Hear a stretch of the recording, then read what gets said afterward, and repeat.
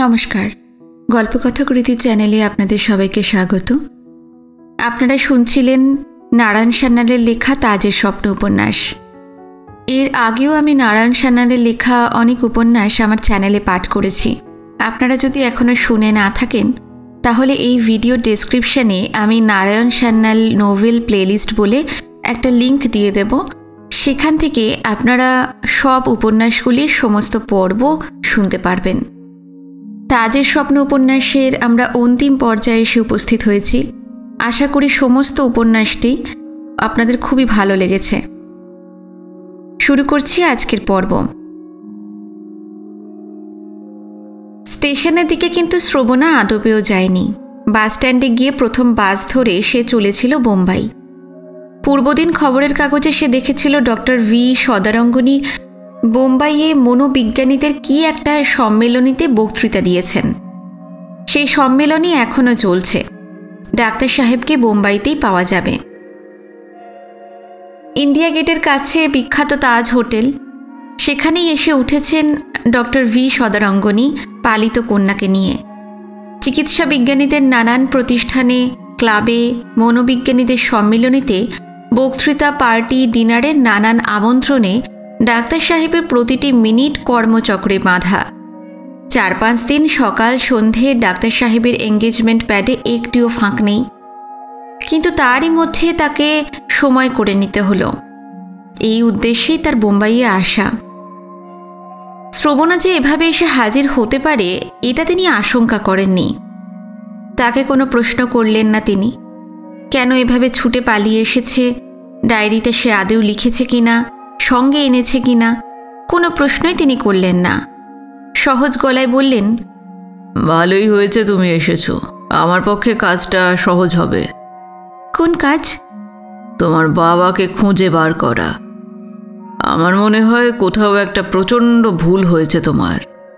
তুমি এবং প্রিয় সহোদর ভাই বোন হতেই পারো না। শ্রবণা অবোধ দৃষ্টি মেলে শুধু তাকিয়ে থাকে। বিশ্বাস হচ্ছে না? না, আর একটাও কথা না। তুমি এক্ষুনি তৈরি হয়ে নাও, আমি তোমাকে নিয়ে তোমার বাবার কাছে যাব। একটা ট্যাক্সি নিয়ে দুজনে তখনই রওনা হয়ে পড়েন জুহুর দিকে। শ্রবণার নির্দেশে ডাইনে বাঁয়ে বাঁক নিতে নিতে অবশেষে ট্যাক্সিটা এসে দাঁড়ায় ওদের বাড়ির কাছাকাছি রাস্তাটার উপর। দুজনে ট্যাক্সি থেকে নেমে এগিয়ে আসেন। শ্রবণা অবাক হয়ে দেখে যেখানে ছিল তাদের নড়বড়ে ভাঙা বাড়িটা, সেখানে প্রকাণ্ড একটা ধ্বংসস্তূপ। অনেক লোকজন কাজ করছে জায়গাটায়। ইট, কাঠ, জানলা, দরজা থাক দিয়ে রাখা হচ্ছে একদিকে। লরি বোঝাই রাবিশ চলে যাচ্ছে কে জানে কোথায়। সদারঙ্গনী প্রশ্ন করলেন, তোমাদের বাড়ি কোনটা? সে কথার উত্তর না দিয়ে শ্রবণা এগিয়ে যায় ধ্বংসস্তূপের দিকে। হ্যাট মাথায় খাঁকি প্যান্ট পরা যে ছেলেটি মজুরদের নির্দেশ দিচ্ছিল তাকে প্রশ্ন করে, আচ্ছা, এ বাড়িতে যারা থাকতেন তারা কোথায়? ছেলেটি শ্রবণাকে আপাদমস্তক একবার দেখে নিয়ে বলে, ধ্বংসস্তূপের নিচে নয় নিশ্চয়ই? আপনি জানেন না তারা কোথায়? না। ডাক্তার সাহেবও এগিয়ে এসেছেন ততক্ষণে। কি ব্যাপার বলো তো? বাপি এই বাড়ি ছেড়ে চলে গেছে। কোথায় তা ইনি জানেন না। পাড়ার অন্য কেউ কি বলতে পারবে? না, সম্ভবত নয়। পাড়ার কারোর সঙ্গেই তার বিশেষ সদ্ভাব ছিল না। বুঝলাম। এখন তাহলে কি করা যায়? প্যাটেল সাহেবের বাড়িতে চলুন। চলো, কিন্তু এই প্যাটেল সাহেবকে? ট্যাক্সিতে উঠে বসে শ্রবণা বোঝাতে থাকে। বলে, সুরজ ভাই প্যাটেল হচ্ছেন সেই কোম্পানির ম্যানেজার যেখানে বাপি কাজ করতেন। এই প্যাটেলের বাড়িতেই প্রথমে প্রিয়দর্শী অতিথি হয়ে উঠেছিল। প্রিয়দর্শীর প্রসঙ্গ ওঠায় সদারঙ্গনী জানতে চান শ্রবণা তাকে কি কৈফিয়ত দিয়ে এসেছে এভাবে হঠাৎ চলে আসার। শ্রবণা তার চিঠি লিখে আসার কথা স্বীকার করে। তাদের 7 দিনের নতুন সংসারের মোটামুটি একটা বর্ণনা দেয়। বঙ্কুর পরিচয় দেয়। শুধু বর্ষণসিক্ত শেষ রাত্রির অভিজ্ঞতাটা আর বলে না। আবার ঘুরপথে ট্যাক্সি চলতে থাকে জুহু থেকে বান্দ্রার দিকে। সমুদ্রের কিনারে কিনারে। ডাক্তার সাহেব পাইপটা ধরিয়ে নেন। হঠাৎ কী কারণে এমনভাবে ছুটে বেরিয়ে আসতে বাধ্য হলেও শ্রবণা বুঝে উঠতে পারেন না। এই বিষয়ে তাকে জেনে নিতে হবে, কিন্তু এখন সেই পরিবেশ নয়। ডায়েরিটা লিখেছে কিনা নির্দেশ মতো তাও জানতে হবে। নির্দিষ্ট ঠিকানায় ট্যাক্সিটা এসে দাঁড়ালো। শ্রবণা নেমে গিয়ে কলিং বেলটা স্পর্শ করে। অল্প পরে দ্বার খুলে বেরিয়ে এলেন স্বয়ং প্যাটেল সাহেব। হঠাৎ দ্বার প্রান্তে শ্রবণাকে দাঁড়িয়ে থাকতে দেখে একটু অবাক হয়ে যান। কি চিনতে পারছেন না নাকি? না, আমি তো ঠিকই চিনতে পারছি, কিন্তু আপনি আমাকে চিনছেন কেমন করে? কেন, আপনাকে না চিনবার কি আছে? এই কয়দিনে এমন কি পরিবর্তন হয়েছে আপনার? এতক্ষণে ডাক্তার সাহেবও নেমে এসেছেন ট্যাক্সি থেকে। শ্রবণা তার সঙ্গে সুরজ ভাইয়ের পরিচয় করিয়ে দেয়। ইনি ডক্টর ভি সদারঙ্গনী, বিখ্যাত মনস্তত্ত্ববিদ চিকিৎসক। বোম্বাইয়ে এসেছেন মনোবিজ্ঞানীদের সম্মেলনে যোগ দিতে। আর ইনি মিস্টার সুরজ ভাই প্যাটেল, দিভেচা প্রোডাকশনসের প্রোডাকশন ম্যানেজার। প্যাটেল ডাক্তার সাহেবের হাতটা আন্তরিকতার সঙ্গে গ্রহণ করে, করমর্দন করে বলে, আপনার নাম শুনেছি, পরশু কাগজে আপনার বিবৃতিও পড়েছি। হ্যাঁ, আজ চাক্ষুষ দেখার সৌভাগ্য হলো। আসুন আসুন। আমার পরিচয়টা কিন্তু ঠিক হলো না শ্রবণা দেবী। আমি দিভেচা প্রোডাকশনসের ম্যানেজার আর নই। তাই নাকি? আপনি নিজে থেকেই ছাড়লেন না দিভেচা ছাড়ালো আপনাকে? সেই তো প্রশ্নটাই উঠে না, কোম্পানিই তো উঠে গেছে। বলেন কি? শুভ সংবাদ তো। আসুন আসুন, ভিতরে আসুন, সব বলছি। প্যাটেল বিপত্নিক, একাই থাকে এই ফ্ল্যাটে। ছেলেমেয়েরা অন্যত্র ছাত্রাবাসে থেকে পড়াশুনো করে। এই বাড়িতে আগেও এসেছে শ্রবণা স্টুডিওতে যাওয়ার পথে। 3 কামরার একটা ফ্ল্যাট, একতলায় 2খানি ঘর, একটা বাইরের লোকদের নিয়ে বসবার ঘর, দ্বিতীয়টি সুরজ ভাইয়ের শয়নকক্ষ। এছাড়া গ্যারেজের উপর মেজানাইনে আর একখানা নিচু মাথা কামরা আছে ওর, সেটা গেস্ট রুম। সেটাতেই থাকতে দিয়েছিল প্রিয়দর্শীকে। ওর ছেলেমেয়েরা ছুটি ছাটায় এলে ওই ঘরেই আশ্রয় নেয়। অতিথিদের নিয়ে এসে বসায় ড্রয়িং রুমে। সুরজ ভাই সদারঙ্গনী সাহেবের দিকে ফিরে বলে, শ্রবণা দেবী যে এত শীঘ্র ভালো হয়ে উঠবেন আমি তো ভাবিনি। আপনি কিন্তু জাদু জানেন। তার মানে আমি আবার খারাপ হলাম কবে? সুরজ ভাই জবাব দেয় না, ইতস্তত করে। সদারঙ্গনী অতঃপর প্রশ্ন করেন, শ্রবণার যে স্মৃতিভ্রংশ হয়েছিল তা আপনি কি করে জানলেন? প্রিয়দর্শী আমাকে রাঁচি থেকে চিঠি লিখে সব জানিয়েছিল তো। ডাক্তার সাহেবের সঙ্গে শ্রবণার দৃষ্টি বিনিময় হয়। সদারঙ্গনী এই প্রসঙ্গের ছেদ টেনে বলেন, আচ্ছা, ওর বাবা এখন কোথায় আছেন আপনি বলতে পারেন? পারি। তিনি তো আমার এখানেই আছেন। আপনার এখানে মানে এই বাড়িতে? আগে হ্যাঁ, উপর হ্যাঁ। আবার দৃষ্টি বিনিময় হলো দুজনার। শ্রবণার সামলে নিয়ে বলল, এই বাড়িতে উনি কতদিন এসেছেন? হঠাৎ বাড়ি বা ছাড়তে হলো কেন? সুরজ ভাই সদারঙ্গনের দিকে ফিরে বলল, আপনার সঙ্গে একটা কথা ছিল। এরপর ওরা দুজনে বাইরে বেরিয়ে এলে সুরজ ভাই বলল, সব কথা তো আমি আর শ্রবণা দেবীর সামনে খুলে বলতে পারি, মানে ওর এই বর্তমান মানসিক অবস্থাটা যেরকম আছে। না না, ঠিক আছে, আপনি সব কথাই খুলে বলুন। চলুন ঘরে গিয়ে বসা যাক। অনুমতি পেয়ে প্যাটেল আনুপূর্বিক ইতিহাসটা বিবৃত করে। শ্রবণা নিরুদ্দেশ হওয়াতে শাহজাহান প্রথমটায় ভীষণ ক্ষেপে ওঠে। সেই সময় শ্রবণা কিংবা প্রিয়দর্শীর সাক্ষাৎ পেলে শাহজাহানকে বোধ করে খুনের মামলায় জড়িয়ে পড়তে হতো। এদিকে দিভেচার সঙ্গে নিশিনাথের একটা প্রত্যক্ষ সংঘর্ষ ঘটে। নিশিনাথ কেমন করে যেন জানতে পারেন তার ইচ্ছার বিরুদ্ধেই প্রিয়দর্শীকে সরাবার উদ্দেশ্যে দিভেচা একটা জঘন্য চক্রান্ত করেছিল। এছাড়া দিভেচা চরিত্রের আর একটা ক্লেদাক্ত দিকও হঠাৎ নজরে পড়ে যায় নিশিনাথের। সংঘর্ষ যখন চরম আকার ধারণ করে তখন অনেক লোকসান করে দিভেচা ছবি তোলার ব্যবসাটা একেবারেই গুটিয়ে ফেলে। স্টুডিও বিক্রি হয়ে যায়। নতুন মালিক শাহজাহানকে দারোয়ান দিয়ে বার করে দেয়। লোকটা এমনিতেই আত পাগলা ছিল, এবার একেবারে দেহ মনে ভেঙে পড়ে।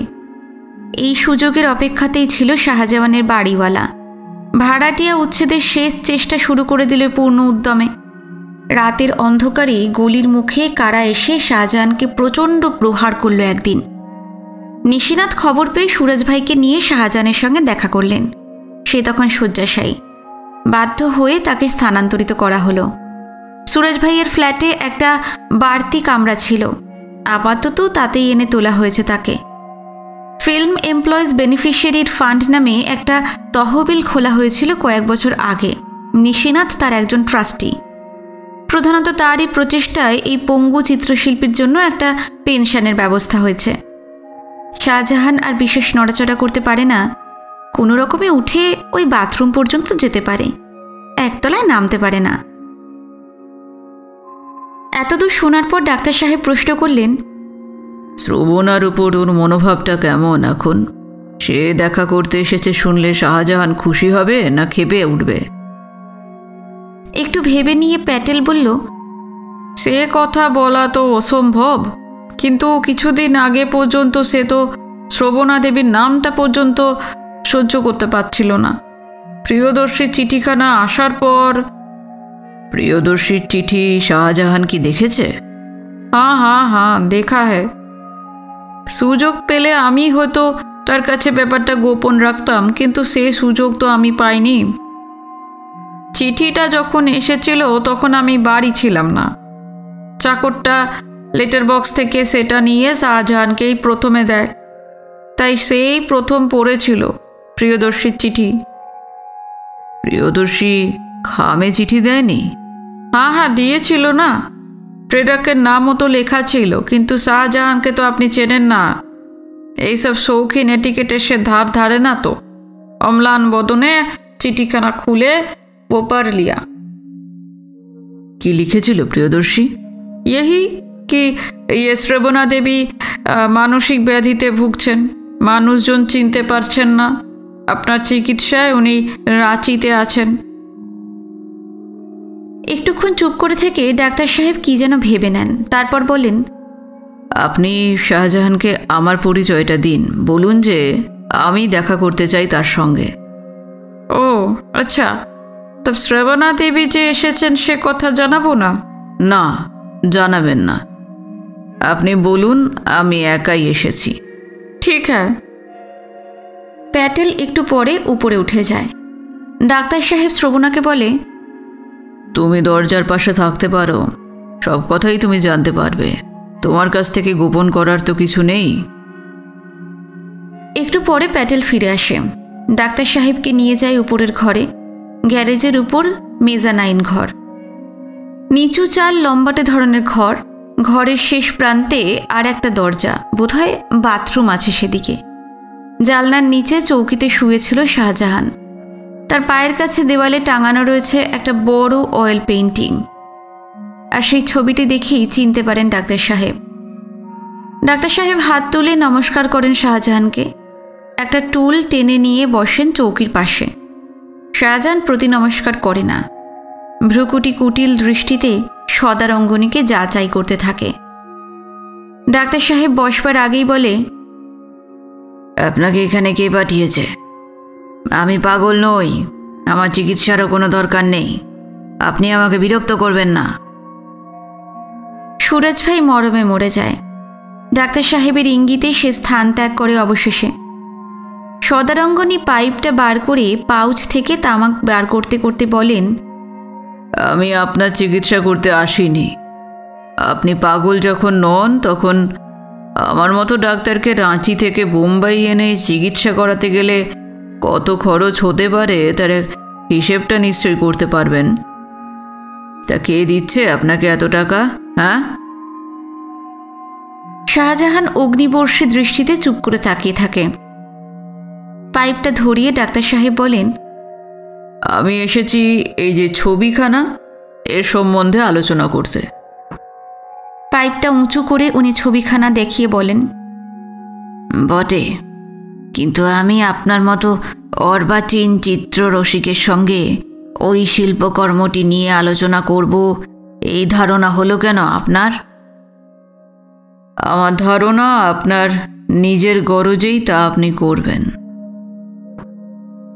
শাহজাহান বালিশের তলা থেকে বিড়ি দেশলাই বার করে, ফোঁ দিয়ে বিড়িটাকে ঠিক করে নেয়, ঠোঁটের কোণায় সেটাকে চেপে ধরে আগুন জ্বালে।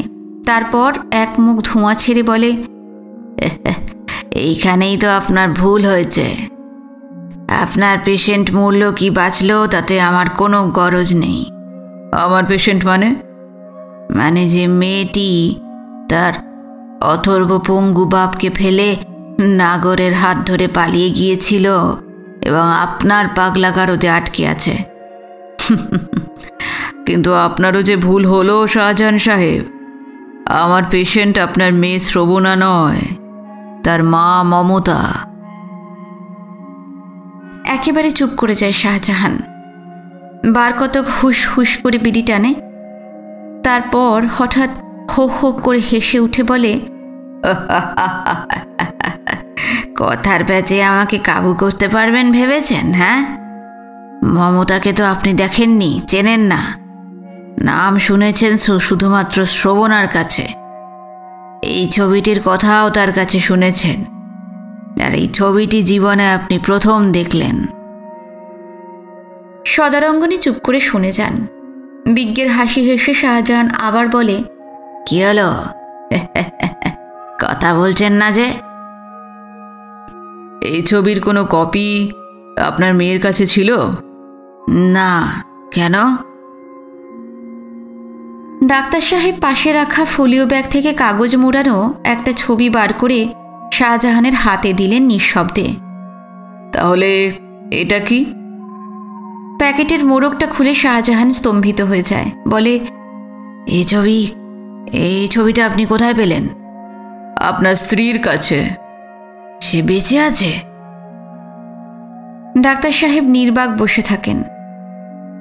কি হলো, আপনি জবাব দিচ্ছেন না? বেঁচে আছে? দেব, যদি আপনি আমার প্রশ্নের জবাব দেন। বিড়িটায় একটা অন্তিম টান দিয়ে সেটা ছুঁড়ে ফেলে দেয় শাহজাহান, বলে, কি জানতে চাইছেন আপনি, বলুন। এ তো আগেই বলেছি, আমি এই ছবিটার সম্বন্ধে আলোচনা করতে চাই। ছবির সম্বন্ধে কি আলোচনা করবেন আপনি? ছবির কি বোঝেন যে আলোচনা করবেন? ওটা কিসের ছবি তাই বলুন তো? একটি স্ত্রী লোকের পোর্ট্রেট। আগে না, ওটা স্টিল লাইফ। স্টিল লাইফ মানে? ওটা তাজমহলের ছবি। তাজমহল চেনেন? তাজ। সদারঙ্গনী জবাব দেন না, দুজনেই কিছুটা চুপচাপ। তারপর হঠাৎ সদারঙ্গনী উঠে দাঁড়ান, ছবিখানায় শাহজাহানের হাত থেকে ফেরত নিয়ে ব্যাগে ভরে নেন। দ্বারের দিকে চলতে শুরু করতেই শাহজাহান বলে, কি হলো, চলে যাচ্ছেন নাকি? অগত্যা, আমি এসেছিলাম ওই ছবিটির সম্বন্ধে জানতে। ধারণা ছিল ওটা আপনার স্ত্রীর ছবি, মমতাময়ী রায়ের পোর্ট্রেট।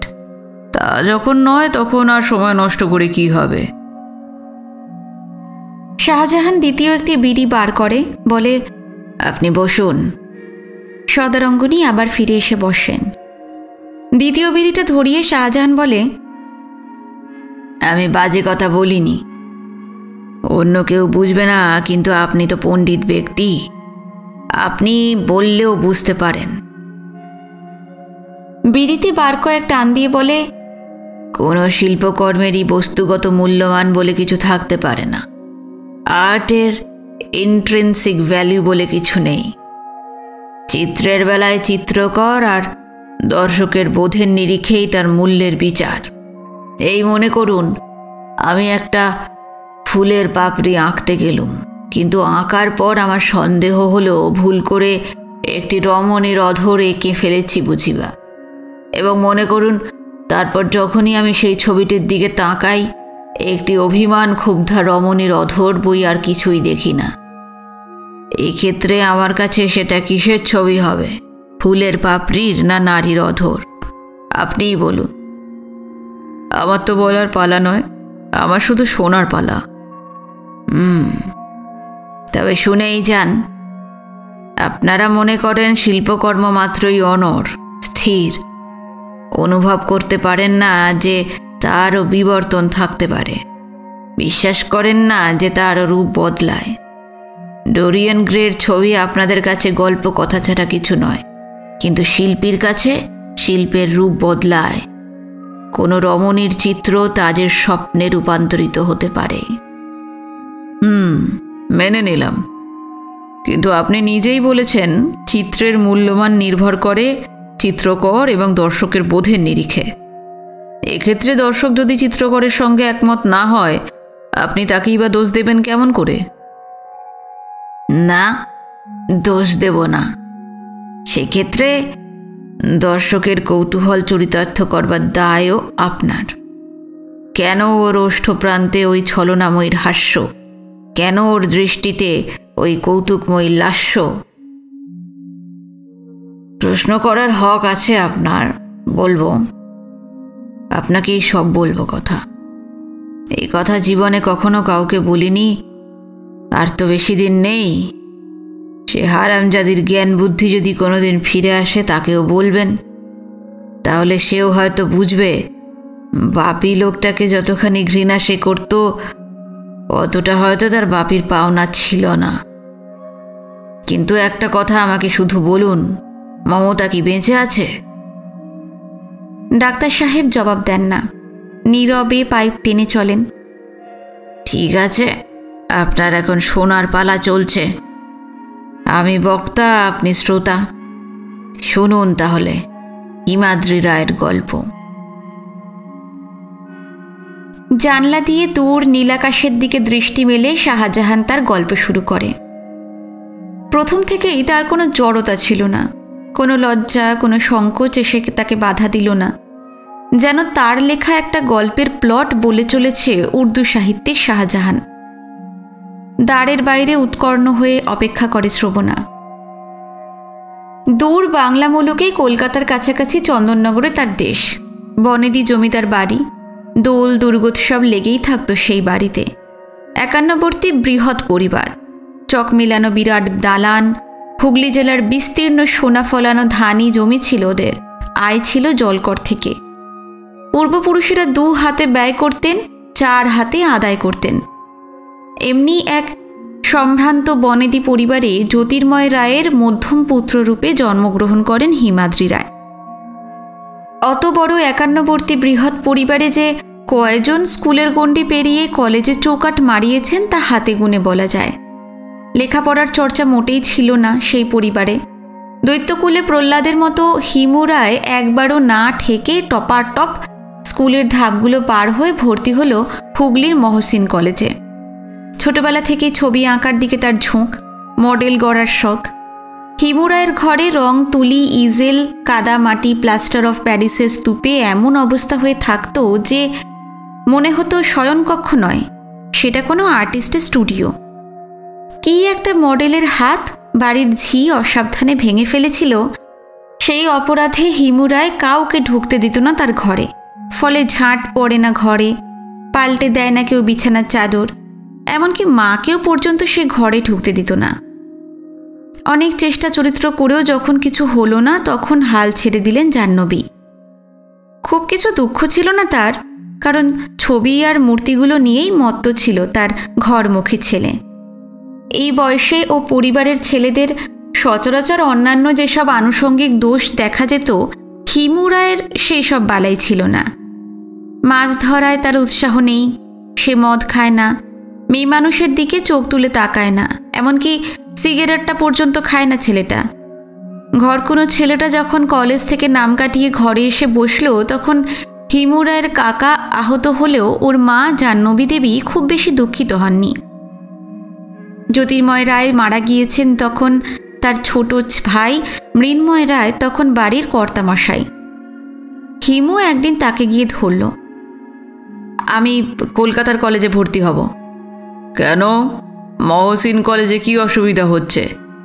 না না, অসুবিধার কথা নয়, আমি আর্ট কলেজে ভর্তি হব, ছবি আঁকা শিখব। ছবি আঁকা শিখে কি চতুর্বর্গ লাভ হবে তোমার? হ্যাঁ, তা BA-MA পাশ করি বা কোন চতুর্বর্গ লাভ হবে?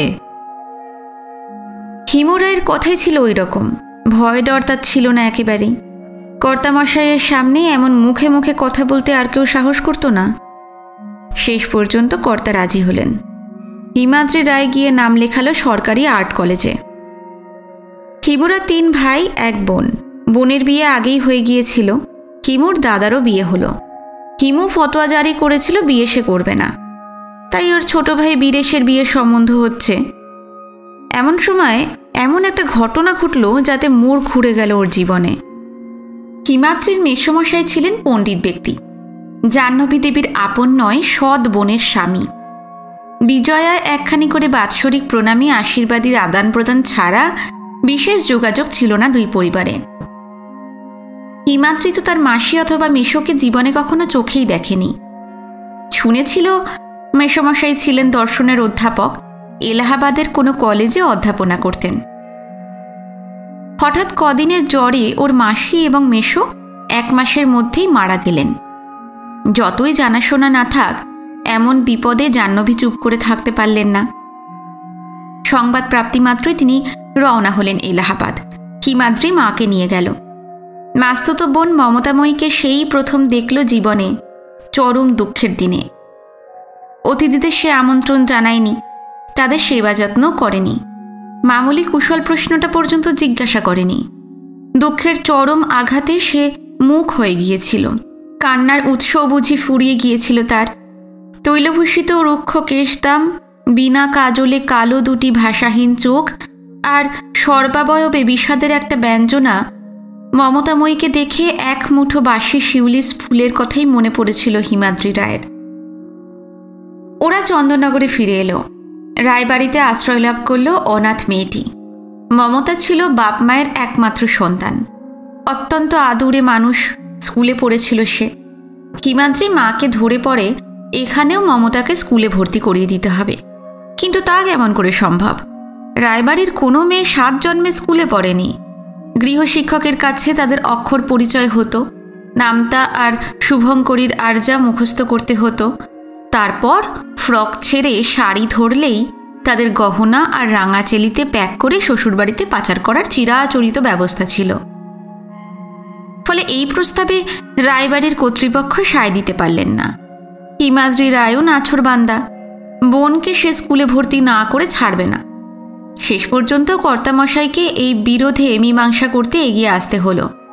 বেশ তো, মমতা যদি পড়াশুনো করতে চায় তো করুক না, কিন্তু স্কুলে ভর্তি হওয়ার কি প্রয়োজন? কিন্তু কে পড়াবে ওকে? ও ক্লাস 9-এ পড়ে।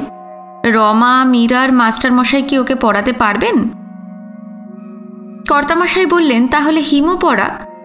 কিন্তু হিমাদ্রির বিদ্যাতে কুলাচ্ছে কই? মমতাময়ী ইংরাজি ছাড়া আর সব কিছুই যে হিন্দিতে পড়ে, সে এখন বাংলায় পড়বে কি করে? হিমু না পারে, তাহলে উপযুক্ত একজন শিক্ষকের সন্ধান করা হোক। কর্তামশাই বলে দিলেন, আমাদের বাড়িতে কোনো মেয়ে কোশমিনকালও স্কুলে পড়তে যায়নি, মমতাও যাবে না। তবে হ্যাঁ, দিনকাল পাল্টে যাচ্ছে। সে যদি পড়াশুনো করতে চায়, আমি বাড়ির কর্তা হই, তাতে বাধা দেব না। ওর বাপও ছিলেন পণ্ডিত মানুষ। ও পারে তো ম্যাট্রিকটা পাশ করুক, কিন্তু প্রাইভেটে, স্কুলে নয়। মমতা জনান্তিকে হিমাদ্রিকে বলেছিল, ছেড়ে দাও হিমুদা, পড়াশোনা আমার হবার নয়। কিন্তু অত সহজে হাল ছাড়বার পাত্র হিমাদ্রি রায় নয়। সে অনেক খুঁজে খুঁজে বার করল একজন উপযুক্ত শিক্ষককে, নিখিলেশ ত্রিপাঠী। বেনারস হিন্দু ইউনিভার্সিটির ছাত্র, বিএ পাস, হিন্দি ভাষার মাধ্যমেই পড়াশোনা করেছে। বাজারের এক মারোয়ারির গদিতে কাজ করে, অল্প রোজগার। সে পড়াতে রাজি হলো। বয়সে হিমাদ্রির চেয়ে বছর 4 বড়ই হবে। এত অল্প বয়সে গৃহশিক্ষক রাখতে আপত্তি জানালেন কর্তামশাই, কিন্তু তার সে আপত্তি ধোপে টিকল না। হিন্দিওয়ালা বৃদ্ধ শিক্ষক কোথায় পাবে চন্দননগরে? অগত্যা নিখিলেশকেই বহাল করা হলো গৃহশিক্ষক রূপে। তারপর বছর 2 কেটে গেল। মমতা সেবার ম্যাট্রিক দেবে, হিমাদ্রির সেটা আর্ট কলেজে ফাইনাল ইয়ার। ইতিমধ্যে হিমাদ্রি রায় যথেষ্ট পরিবর্তন হয়েছে। সে যতটা বদলেছে তার চেয়েও বেশি বদলেছে তার ঘরটা। দিনে 2 বার করে সেই ঘরখানায় ঝাঁট পড়ে, বিছানার চাদর কাচা হয়। প্রথমটায় প্রবল আপত্তি করেছিল হিমাদ্রি, কিন্তু শেষে হাল ছেড়ে দিতে বাধ্য হয়েছিল। মমতা কোনো বাধা মানেনি। ক্রমে হিমু উপলব্ধি করেছে এতে তার অসুবিধার চেয়ে সুবিধাই বেশি হয়েছে। বহুদিন আগে হারিয়ে যাওয়া প্রাশিয়ান দুটো ব্লু টিউব খুঁজে পাওয়া গেল। 3 নম্বর স্যাবল হেয়ার ব্রাশটাও দেখা গেল খোয়া যায়নি। রং, তুলি, ইজেল, পেন্সিল, ইরেজার সব কিছুই হাতের কাছে পাওয়া যাচ্ছে এখন। পেন্সিল বাড়তে হয় না তাকে, যখনই হাত বাড়িয়ে পেন্সিল তোলে দেখে ঠিক মতো শীষ বাড়ানো আছে। মাটির মডেলগুলোর ওপরে জড়ানো ন্যাকড়ার ঠিক পরিমাণ মতো জল পড়ে, শুকিয়ে শক্ত হয়ে যায় না। রঙের টিউবগুলোর মুখ ঠিক মতো বন্ধ থাকে, রং জমে নষ্ট হয় না আর। মমতাময়ী হিমু রায়ের সহকারী হয়ে ওঠে ক্রমে। হিমাদ্রি তখন বলে, ছবি আঁকা শিখবে? ওরে বাবা, হ্যাঁ, আমার দ্বারা ওসব হবে না, আমারও তো ধৈর্যই নেই। তা ঠিক, মেয়েটা চঞ্চল, বাসি শিউলি ফুল নয়। এখন ওকে দেখলে খঞ্জনা পাখির কথাই মনে পড়ে যায় হিমাদ্রির। এ কথাও সে বোঝে যে শিল্পী হওয়া একটা ঈশ্বর দত্ত ক্ষমতা, কিন্তু ইচ্ছা অধ্যাবসায় থাকলে শিল্পরসিক হওয়া যায়। অগত্যা মমতাকে সে শিল্পের প্রকৃত সমজদার করে তোলার চেষ্টা করে। ইমপ্রেশনিজম, রিয়েলিজম, কিউবিজম, সাররিয়ালিজম সম্বন্ধে জ্ঞান দানের আয়োজন করে। বুঝুক না বুঝুক, মমতা মন দিয়ে শোনে। একদিন মমতা হঠাৎ বলে বসে, আমার একখানা ছবি এঁকে দেবে হিমুদা? হিমাদ্রি ছদ্ম গাম্ভীর্যে জবাব দেয়, না। না কেন? আমার বুঝি শখ হয় না? তোমার শখ হলে তো চলবে না, দেখতে হবে আমার শখ হচ্ছে কিনা। তোমার চেহারা খাড়া এমন কিছু আহামরি নয় যে ছবি এঁকে বাঁধিয়ে রাখতে হবে। ইস, তাই বই কি? আর কারোর চোখে সুন্দর হই না হই, আমি জানি তোমার চোখে আমি সুন্দরী। বটে, সব জানতা ঠাকুররানীর এমন ধারণা হলো কেন শুনি? আমি জানি মশাই, বাজে কথা রাখো, বলো না, এঁকে দেবে? ধুর, ওরা কি ভাববে? ওরা যে কারা তা বুঝতে অসুবিধা হয় না মমতার। সে মুখ টিপে বলে, ওরা আবার কি ভাববে? আমি তো তোমায় কিছু নিউড স্টাডি আঁকতে বলছি না। ফাজিল মেয়ে কোথাকার। টি স্কোয়ারটা তুলে বোনকে ঠ্যাঙাতে যায় হিমাদ্রি, আর মমতা ছুটে পালায়। শেষ পর্যন্ত মমতার জেদই বজায় থাকলো। হিমাদ্রি বোনের পোর্ট্রেট আঁকতে শুরু করে। ওরা কে কি ভাবছে এরা তার খোঁজ রাখে না। হিমাদ্রির মা শুধু একবার বলেছিলেন, ওর ঘরে দিনরাত গিয়ে বসে থাকিস কেন রে? হ্যাঁ, সে কথা তোমার ছেলেকে জিজ্ঞাসা করো না মাসি, ওর খেয়ালের কি অন্ত আছে? তোমার পাগল ছেলে আমার ছবি আঁকছেন যে। ও আবার কি কথা, মেয়ে মানুষ আবার ছবি আঁকায় নাকি? হ্যাঁ, তা আঁকায়। মেয়ে মানুষ শুধু ছবি আঁকায় না, আরও অনেক কিছুই করে। তারা তিল তিল করে মোহজাল বিস্তার করে। রহস্যের কুয়াশায় পুরুষ মানুষের সরল স্বচ্ছ দৃষ্টিকে ধোঁয়াটে করে তোলে। বন থেকে আপেল কুড়িয়ে এনে আধখানা ভেঙে দেয়, তার রসাস্বাদনে প্রলুব্ধ করে। হিমাদ্রি রায়ের স্বচ্ছ দৃষ্টিটাও কেমন যেন ঘোলাটে হয়ে ওঠে ক্রমশ। এইসব কি অদ্ভুত চিন্তা, অশালীন স্বপ্ন! মমতাকে ঘিরে তার মনে এভাবে মোহময়ী দিবাস্বপ্ন জাগছে কেন? মমতা তার মাস্তুতো বোন, 2 দিন পরেই তার বিয়ে হবে, পরের ঘরে চলে যাবে সে। তার উপর এতটা নির্ভর করছে কেন প্রতি কাজে? তাকে ঘিরে দিবারাত্র তার কল্পনার জাল আপনা আপনি বুনে চলেছে কিসের জন্য? বিবেকের তাড়নায় বেচারি ছটফট করে। শেষে শুভবুদ্ধিরই জয় হলো।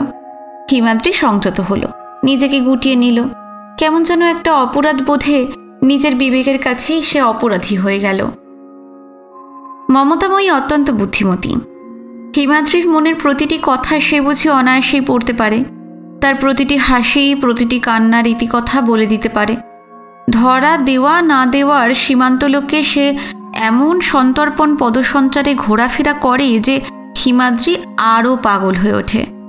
ওর মোহজাল বিদীর্ণ করে বিবেকের কেন্দ্রাতিক বিকর্ষণে ছুটে বেরিয়েও যেতে পারে না ওই চৌম্বক ক্ষেত্রের বাইরে। সরাসরি আবার কিছু বলতেও পারে না। রহস্যময়ী রমণীর ভূমিকায় মমতা শুধু হাসে, শুধু মজা দেখে। জালে আটকানো পাখির ছটফটানি দেখে কৌতুকময়ী সবরই। ঠিক এই সময় এমন একটা ঘটনা ঘটল যাতে প্রচণ্ড আঘাত পেল হিমাদ্রি।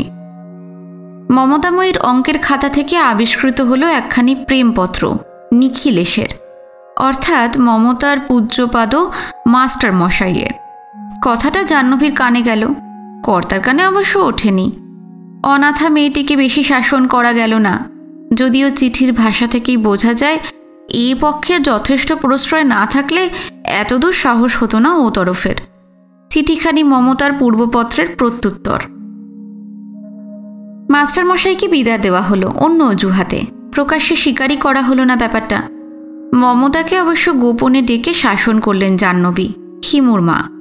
মমতা হুঁ না কিছুই বলে না, মুখটি বুঝে সব তিরস্কার সহ্য করে গেল। কর্তামশাই মাস্টার বিদায় সংবাদটা জানতে পেরে প্রশ্ন করলেন, তা মাস্টারকে হঠাৎ বিদায় করলেন কেন বৌঠান? মমতা কি আর পড়বে না?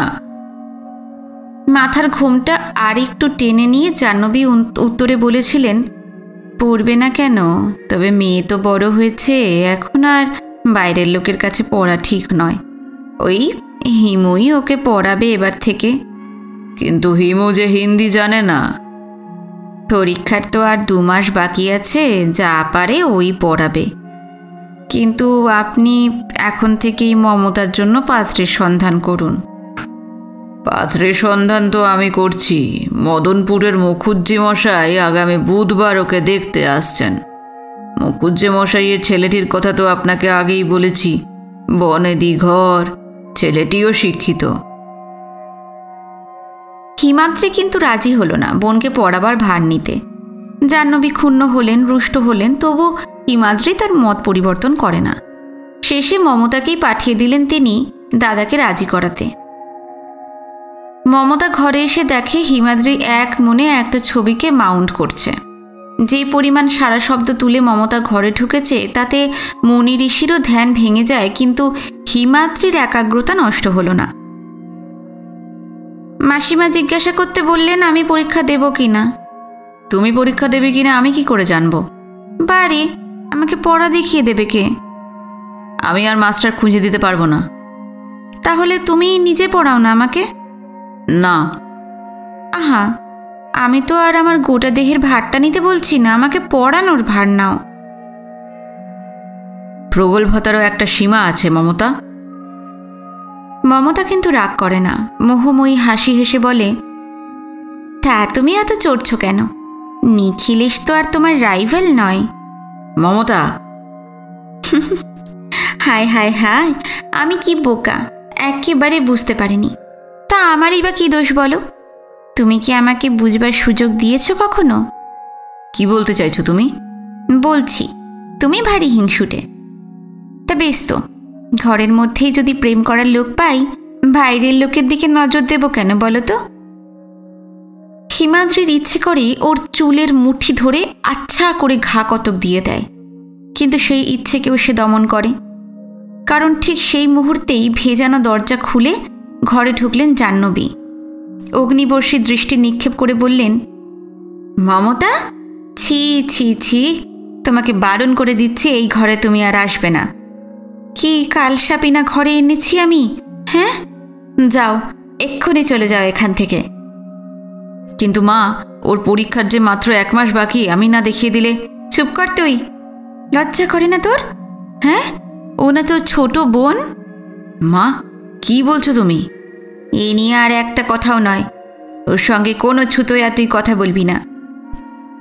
জাহ্নবী তৃপ্ত কণ্ঠে বলে ওঠেন। মমতার হাত ধরে তিনি বেরিয়ে যান ঘর ছেড়ে। এই পর্যন্ত বলে শাহজাহান থামলেন। সদারঙ্গিনী বললেন, তারপর? একটা দীর্ঘশ্বাস ফেলে শাহজাহান বললে, কি হবে ডাক্তার সাহেব সেসব কথা বিস্তারিত জেনে? আমি একটা ইডিয়েট, আমাকে দিয়ে বাদর নাচ নাচিয়েছিল মেয়েটা।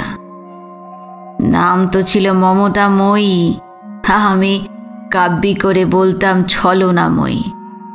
সবাই ডাকতো মমতা, আর আমি নির্বোধের মতো বলতাম মমতাজ। আমার ওই নামকরণটা তো সেই করেছিল শাহজাহান। এ নাম আমার গৌরবের পদবী নয়, লাঞ্ছনার। সেই লাঞ্ছনার বোঝা সারাটা জিন্দেগি আমি বয়ে বেড়ালাম। কারণ সব বুঝেও সব শুনেও আমি অস্বীকার করতে পারিনি যে আমার প্রেমে কোনো খাদ ছিল। বিস্তারিত নাই বা বললেন আপনি, তারপর কি হলো সংক্ষেপে শুধু বলুন। তার আগে আপনি বলুন তো, মমতাজ কি বেঁচে আছে? সে কি পাগল হয়ে গেছে? সে কি? না, সে দীর্ঘদিন আগেই মারা গেছে। শাহজাহান একটা বিড়ি ধরায়, আবার একটা দীর্ঘশ্বাস চেপে বলে, বেঁচে গেছে বলুন। আর তার ছেলেটা? তার ছেলে ছিল নাকি? আপনি জানেন না? তার একটি ছেলেও হয়েছিল। তা হবে, আপনার গল্পটা এবার শেষ করুন। বিড়িতে বার কয়েক টান দিয়ে জানলার বাইরে দৃষ্টি মেলে দিয়ে শাহজাহান সংক্ষেপে শেষ করে তার বঞ্চনার ইতিহাস। শাহজাহান বলতে থাকে, একদিন ওকে নিয়ে পালালাম। পরিকল্পনা সম্পূর্ণ ওর, অবশ্য আমারও সায় ছিল।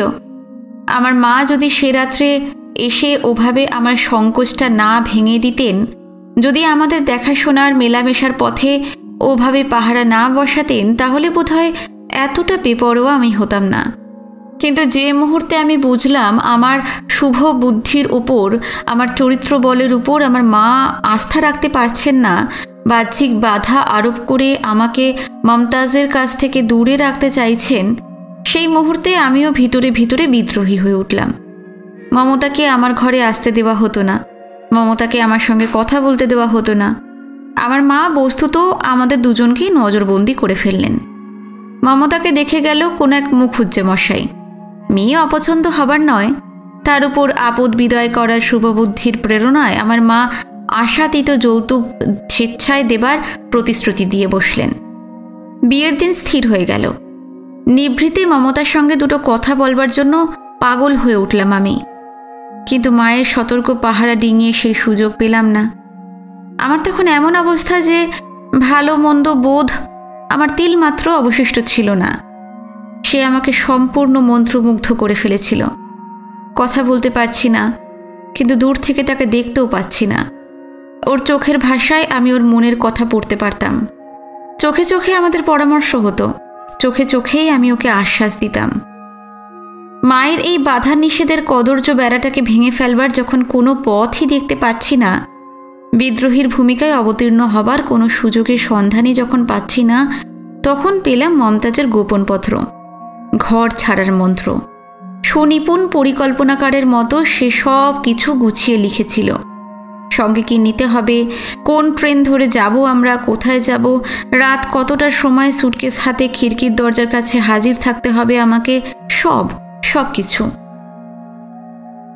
মায়ের নামে একখানা চিঠি লিখে এসেছিলাম আমি। সব অপরাধ স্বীকার করেছিলাম। মার্জনা আমি চাইনি, জানতাম এই অপরাধের ক্ষমা নেই। বলেছিলাম মা যেন মনে করে তার মেজ ছেলে মারা গেছে অথবা মুসলমান হয়ে গেছে। মুসলমান হব স্থির করেছিলাম, না হলে মমতাজকে আমার বৈধ স্ত্রী রূপে পাব না। তাকে শয্যা সঙ্গিনী হিসেবে পেতে চাইনি আমি। সহধর্মিণীর মর্যাদা দেবার সংকল্প ছিল আমার।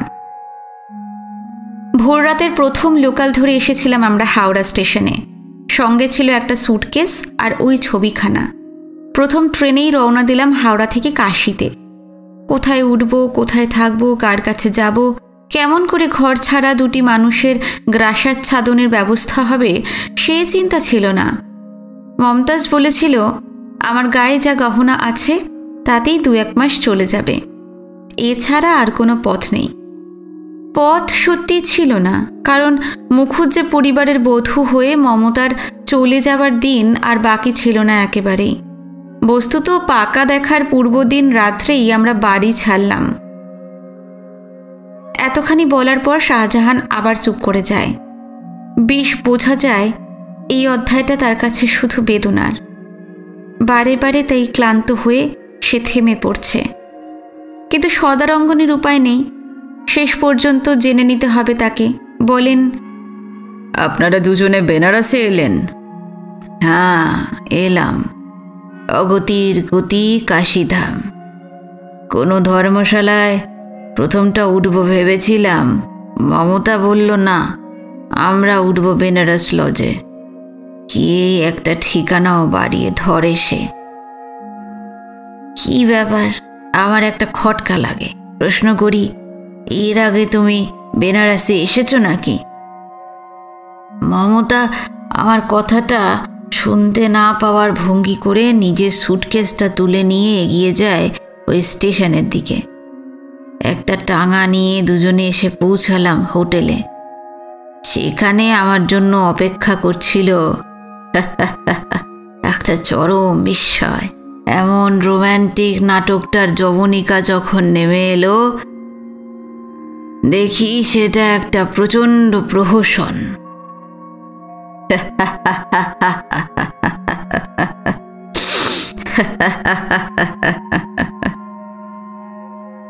হঠাৎই হাহা করে হেসে উঠল শাহজাহান। হাসির দমকে বেচারির চোখ দিয়ে জল বেরিয়ে আসে। বালিশ ঢাকা দিয়ে চোখ মুখ মুছে নিয়ে বললে, ডাক্তার সাহেব, আন্দাজ করতে পারেন আমাদের রিসিভ করতে কে এগিয়ে এলো হোটেল থেকে? কে? নিখিলেশ ত্রিপাঠী। আমি বললুম, এ কি, আপনি এখানে? আমি যে কত বেহেড বুর্বক তা আমি কখনো বুঝিনি। আমি যে বাঁদর নাচ নাচছিলাম এতক্ষণ তাও টের পাইনি। ত্রিপাঠী বললেন, মালপত্র নামিয়ে ভেতরে এসো, পথের মাঝে কি এসব কথা হয়? মমতা মাথা নিচু করে হোটেলের বাথরুমে ঢুকে গেল আর বেরিয়ে এলো না। ঘরে ঢুকে নিখিলেশ আমার হাত দুটো ধরে বলল, এছাড়া আর উপায় ছিল না ভাই। তোমাদের বাড়িতে এমন কড়া পাহারা বসিয়েছিলে যে ওকে উদ্ধার করে আনার কোনো রাস্তাই আমি খুঁজে পাইনি। ভাবতে পারছেন ডাক্তার সাহেব, পুরো 5 মিনিট আমি কোনো কথা বলতে পারিনি। শেষে বললাম, মমতাকে ডাকুন, আমি তার মুখে সব কথা শুনতে চাই। নিখিলেশ ত্রিপাঠী বললেন, সেটা ওর পক্ষে কি ভীষণ কষ্টকর এইটুকু তোমার বোঝা উচিত। আমি প্রচণ্ড ধমক দিয়ে উঠলাম, চুপ করুন।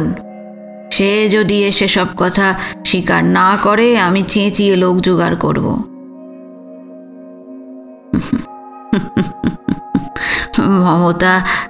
মমতা বাথরুম থেকে বেরিয়ে এলো, মাথা নিচু করে বললে, তোমার কাছে ক্ষমা চাইবার মুখ আমার নেই, ক্ষমা আমি চাইব না।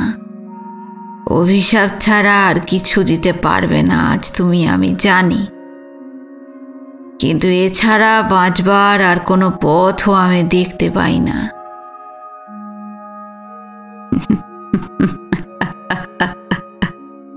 জানেন ডাক্তার সাহেব, পায়ের তলা থেকে মাটি সরে গেল। আমি ভাবছিলাম, কি আশ্চর্য, মমতাজ তো মাকে লেখা আমার চিঠিখানা পড়েনি, অথচ কাল রাত্রে মাকে আমি যে চিঠিখানা লিখেছি তারই 4টে লাইন যেন আউড়ে গেল মেয়েটা। মাকে লেখা কথাগুলো রাত পোহালে আমার কাছেই যেন ফিরে এলো। মমতা বললে, তুমি ফিরে যাও, মাসিমাকে বলো তোমার কোনো দোষ নেই, আমি তোমাকে ভুলিয়ে নিয়ে এসেছি। আমি ধমক দিয়ে উঠলাম, চুপ করো তুমি। নিখিলেশ বললে, বিশ্বাস করো হিমাদ্রি, আমাদের আর কোনো উপায় ছিল না। এইভাবে ওকে না নিয়ে এলে তোমরা ওকে মদনপুরের মুখুজ্জে বাড়ি পাঠিয়ে দিতে, কিন্তু 3 মাসের মধ্যেই ওকে ফিরে আসতে হতো। তোমরা জানো না মমতা মা হতে চলেছে। আমার ইচ্ছা করছিল ওই বর্বরটার মুখে একটা প্রচণ্ড ঘুষি মারি, কিন্তু সেই ইচ্ছা আমার দমন করতে হলো। ঘুষি মারতে হলে তো নিজের মুখেই সব থেকে আগে মারা উচিত আমার। আমি এত বড় নির্বোধ, এত বড় বুর্বক যে কিছুই আন্দাজ করতে পারিনি। শুধু ভালোবেসেই তো ক্ষান্ত হইনি আমি, ভালোবাসা পেয়েছি বলেও যে বিশ্বাস করেছি।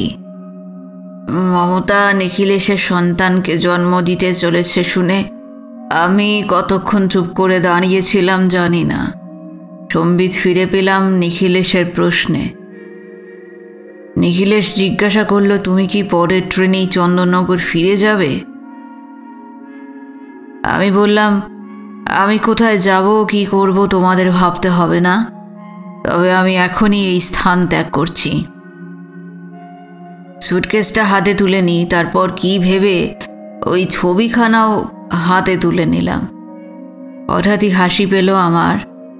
এসেই বলি, তোমাকে কংগ্রাচুলেট করছি নিখিলেশ দা। তুমি হয়তো ভাবছো এত কথার পরেও ইডিয়েটটা কোন আক্কেলে এই ছবিখানা নিয়ে যাচ্ছে, তাই না? নিখিলেশ জবাব দেয়নি। সে বোধ করি বিশ্বাসই করেনি খোলা মনে তাকে অভিনন্দন জানিয়েছিলাম আমি। ওটা আমার খেদোক্তি নয়। তাই আবার বলি, জানি তোমরা বিশ্বাস করবে না। এই ব্যাপারের পর ওই কথাটা মারাত্মক মেলোড্রামার মতো শোনাবে।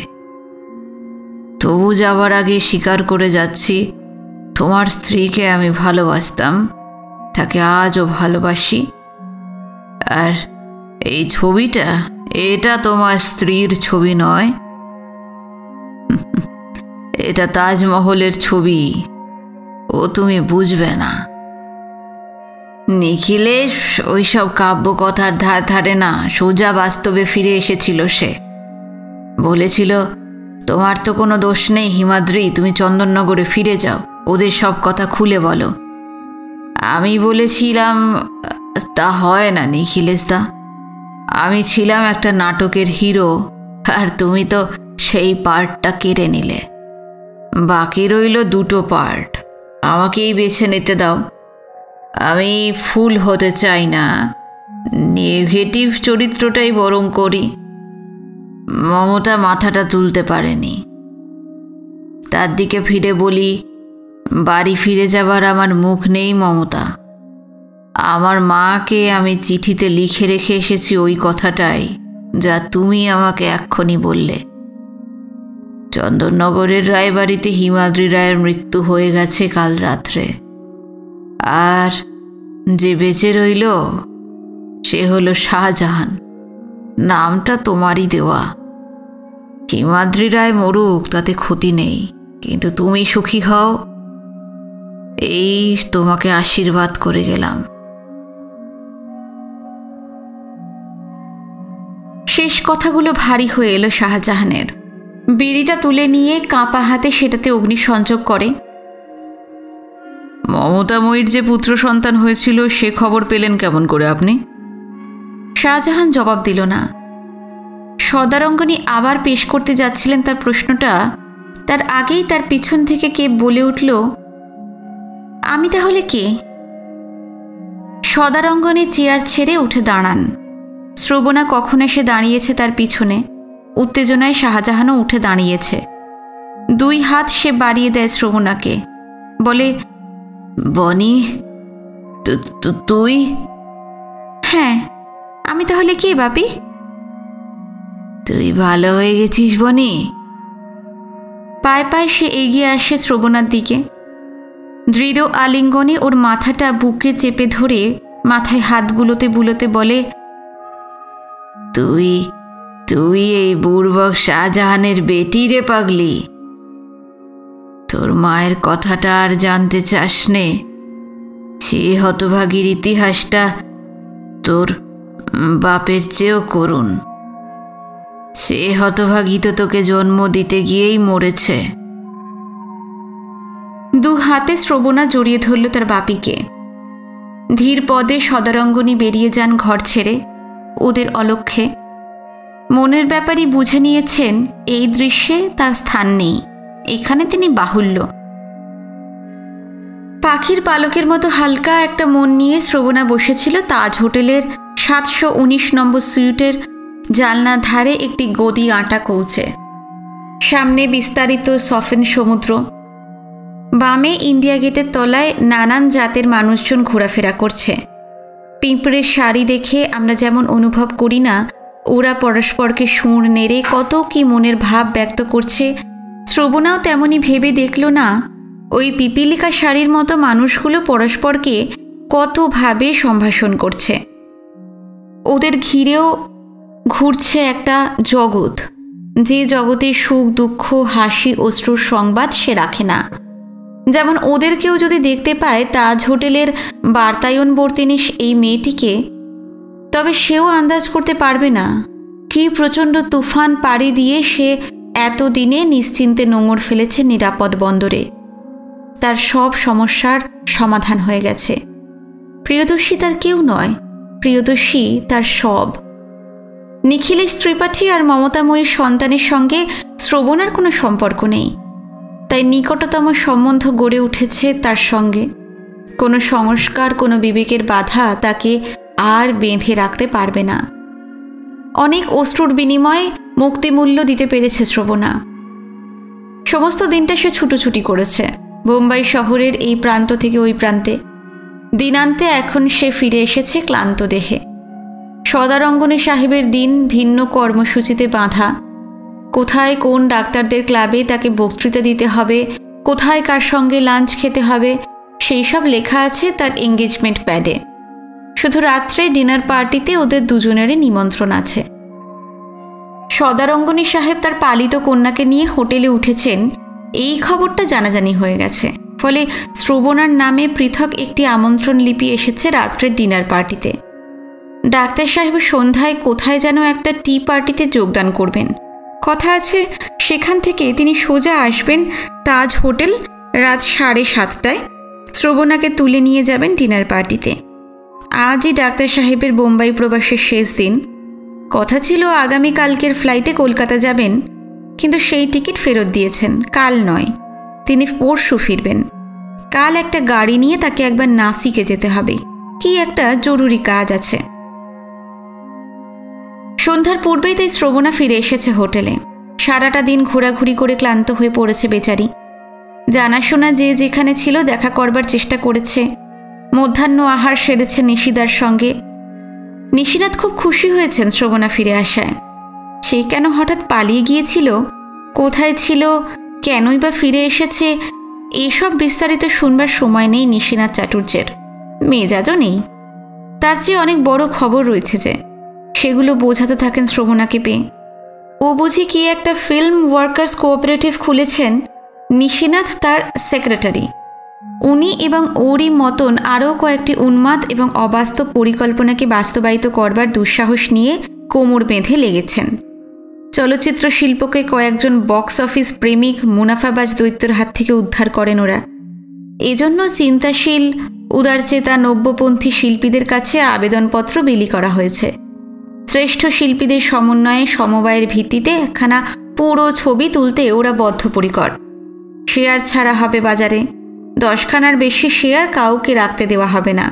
সমবায় প্রতিষ্ঠানটা রেজিস্ট্রি হবার অপেক্ষা। রেজিস্ট্রার ভরসা দিয়েছেন আগামী সপ্তাহেই সোসাইটি বিধিবদ্ধ হয়ে যাবে।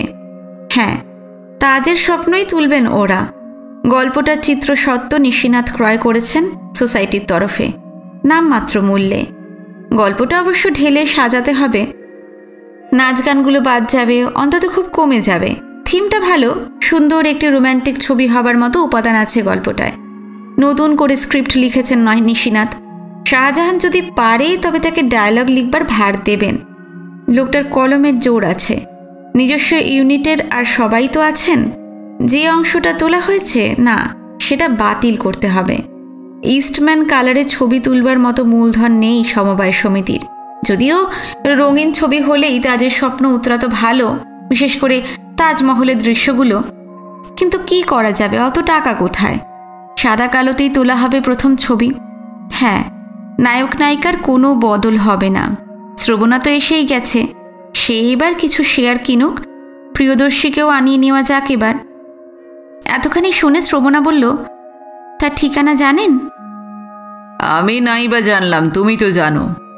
আমি জানি, তাই বা আপনি জানলেন কেমন করে? আরে বাপু, রোম্যান্টিক ছবি তুলছি আর এইটুকু আন্দাজ করতে পারি না? তুমি ভেবেছ কাসলিং করে তোমার রাজাকে এমন লুকান লুকিয়েছ যে আমরা নাগাল পাবো না? হ্যাঁ,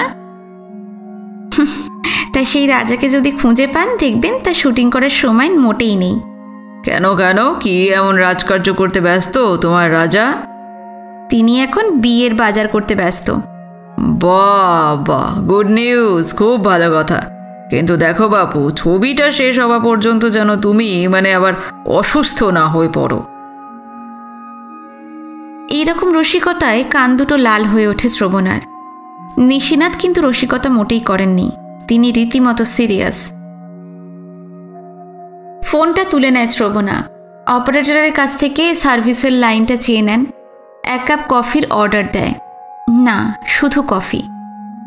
ঘড়িটা দেখে, এখনো 6টা বাজেনি। ডাক্তার সাহেবের ফেরার এখনো অনেক দেরি আছে। কফিটা খেয়ে সে গা ধুয়ে নেবে। এই বাথরুমটায় স্নান করতে ভারী ভালো লাগে তার। সাদা পোর্সেলিনের মেঝে আর দেওয়াল, ঠান্ডা গরম দুরকম জলের ব্যবস্থা আছে।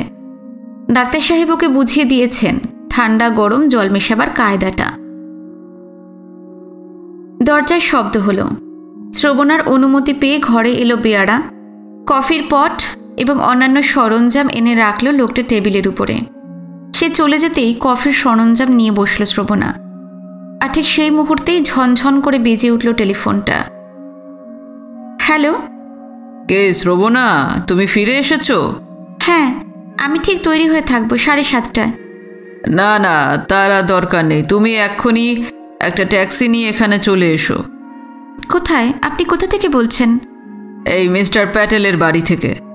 ডাক্তার সাহেবের কণ্ঠে কেমন যেন উদ্বেগের সুর, তিনি কিছুটা উত্তেজিত। শ্রবণা একটু চমকে ওঠে, বলে, বাপি কি হঠাৎ অসুস্থ হয়ে পড়েছে? হ্যাঁ, কি হয়েছে? এখানে এলেই জানতে পারবে। তুমি কিন্তু দেরি করো না, এক্ষুনি চলে এসো। ডাক্তার সাহেব শুধু উত্তেজিত নন, বেশ বিচলিত হয়ে পড়েছেন। কোনো জরুরি খবর আছে? হ্যাঁ হ্যাঁ আছে, একটু আগেই এখানে Priyadarshi. Hello hello, is I am suddenly cut off. কিন্তু দূরভাষী যান্ত্রিক কণ্ঠ একবার হারিয়ে গেলে জোড়া লাগা কঠিন। রিসিভারটা নামিয়ে রেখে শ্রবণা অপেক্ষা করে। ডাক্তার সাহেব আবার তাকে রিং করবেন নিশ্চয়ই। কি একটা বলতে চাইছিলেন তিনি। কি জরুরি খবর? একটু আগে এখানে প্রিয়দর্শী কি এসেছে? প্রিয়দর্শী এসেছে প্যাটেলের বাসায়? তা কেমন করে হবে? সে তো জানে না শ্রবণা বোম্বাই এসেছে। তবে কি সেও নিরুদ্দিষ্টের সন্ধানে বেরিয়েছে শাহজাহানের খোঁজে? সেও কি ভগ্নস্তূপের বেড়া ডেঙিয়ে অবশেষে এসে পৌঁছেছে সুরজ ভাই প্যাটেলের ফ্ল্যাটে, তারা যেভাবে পৌঁছেছিল? পুরো 5 মিনিট অপেক্ষা করেও যখন টেলিফোন বাজল না, তখন শ্রবণা টেলিফোন ডাইরেক্টরি হাতড়াতে বসে। না, প্যাটেল সুরজ ভাইয়ের নামে কোনো নম্বর নেই। বোধহয় বাড়িওয়ালার নামেই ফোনটা আছে। নিশিনাথের নম্বরটা পাওয়া গেল, শেষ পর্যন্ত তাকেই ফোন করল। কিন্তু দুর্ভাগ্য বেচারির, নিশিনাথ বাড়ি নেই, স্টুডিওতে আছেন। অনেকক্ষণ চেষ্টা চরিত্র করে একটা স্টুডিও থেকে সুরজ ভাইয়ের ফোন নম্বরটা অবশেষে জোগাড় করা গেল।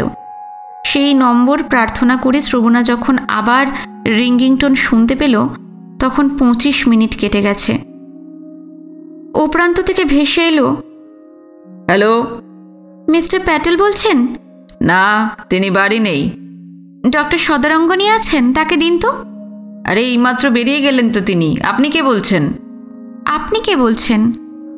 আপনি আমাকে চিনবেন না, আমি এখানে কাজে এসেছি। বাই এনি চান্স আপনার নাম কি বঙ্কবিহারী? কি আশ্চর্য ভাবিজি, আপনি এখনো রওনা হননি? তোমরা কখন এসেছো? আর তোমার দাদাও কি এসেছে? হ্যাঁ। ওখানে আছে? ও আছে। তাকে টেলিফোনে ডেকে দাও না ভাই। কি হলো? হ্যালো।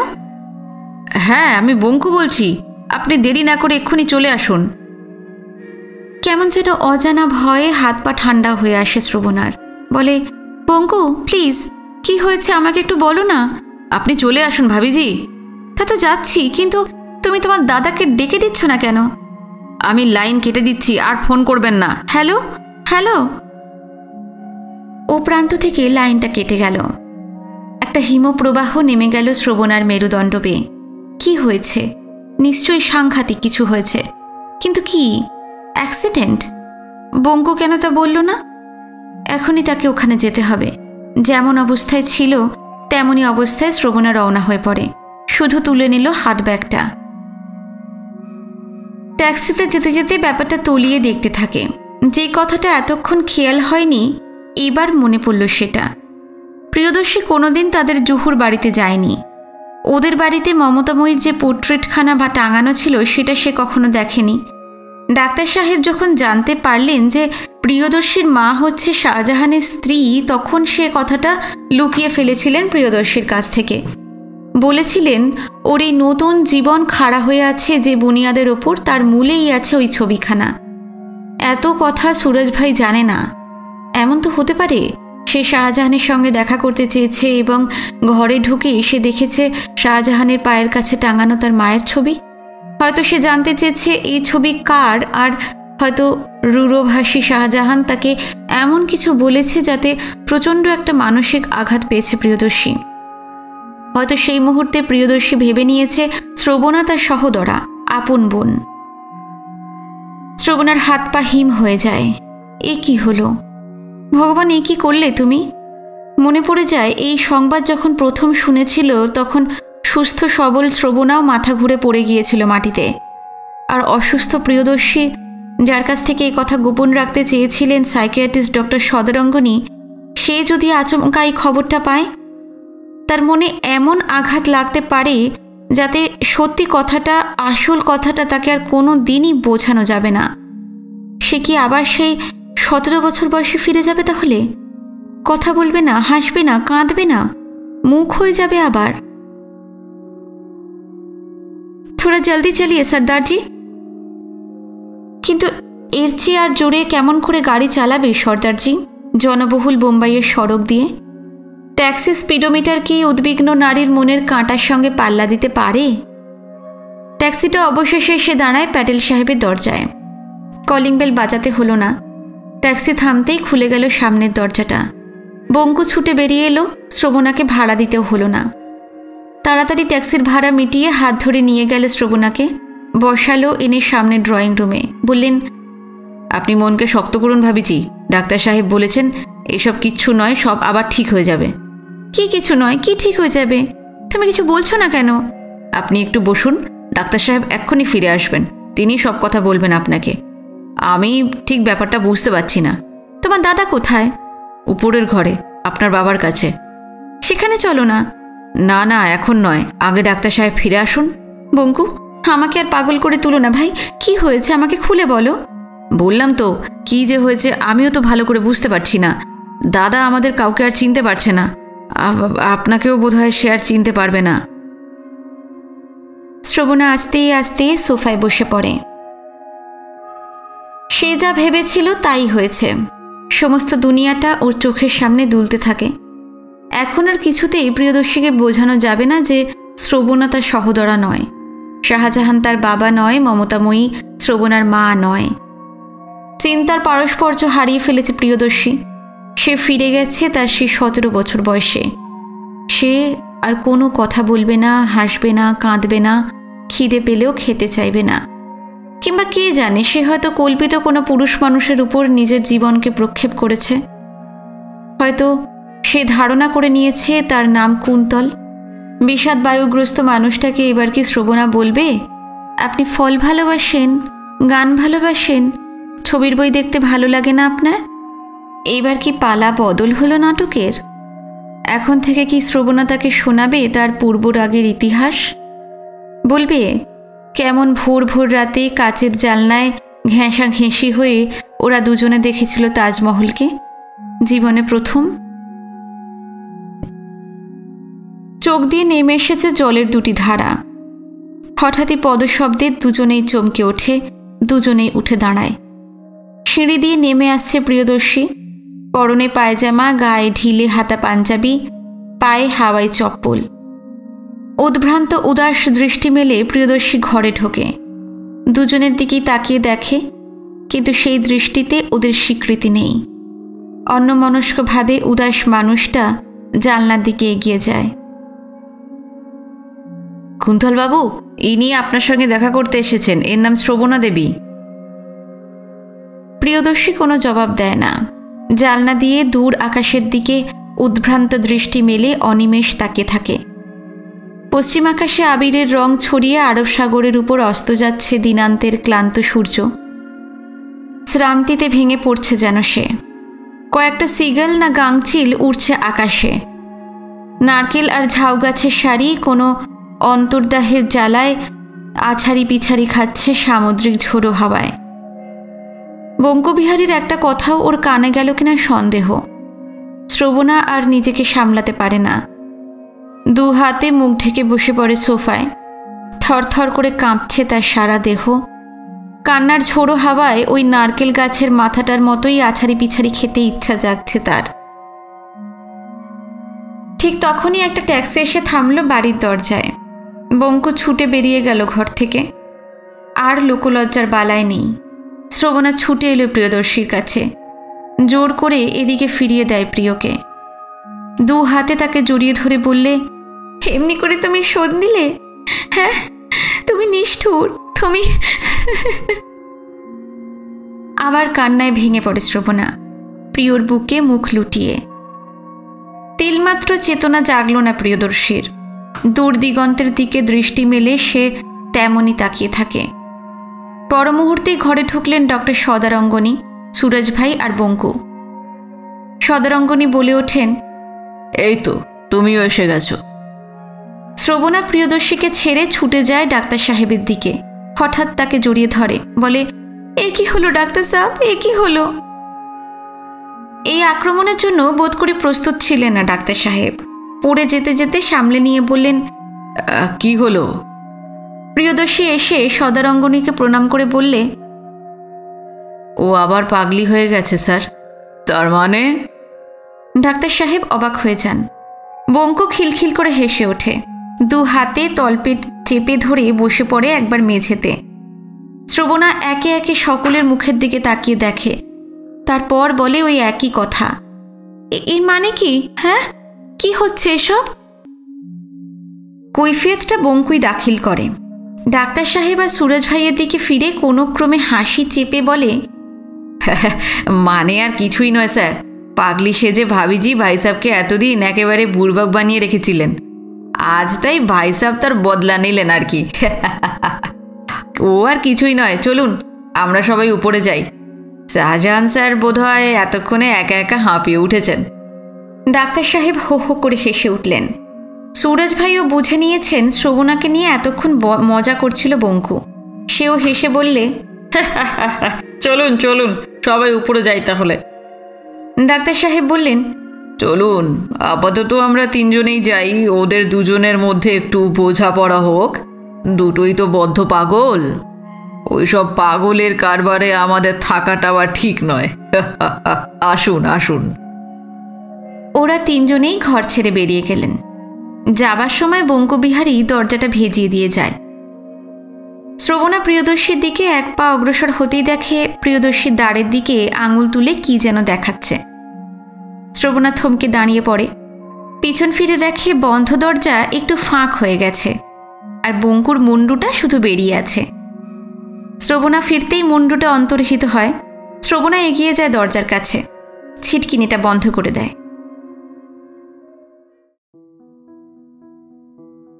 নারায়ণ সান্যালের তাজের স্বপ্ন উপন্যাস সেখানে শেষ হলো। আশা করছি এই মনস্তাত্ত্বিক রোম্যান্টিক উপন্যাসটি আপনাদের খুবই ভালো লেগেছে। ভালো লাগলে অবশ্যই আমাকে জানাবেন কমেন্টে, ভিডিওতে লাইক দেবেন। আর যারা এখনও নারায়ণ সান্যালের অন্যান্য উপন্যাসগুলো শোনেননি, আমার চ্যানেলে যেগুলো আছে সেগুলো অবশ্যই শুনবেন। ওনার ম্যাক্সিমাম মনস্তাত্ত্বিক উপন্যাসে আমি পাঠ করেছি। আশা করছি আপনাদের ভালো লাগবে। আজকে এই পর্যন্তই। খুব শিগগিরই অন্য একটা উপন্যাস নিয়ে ফিরে আসছি। ভালো থাকবেন সবাই, সুস্থ থাকবেন।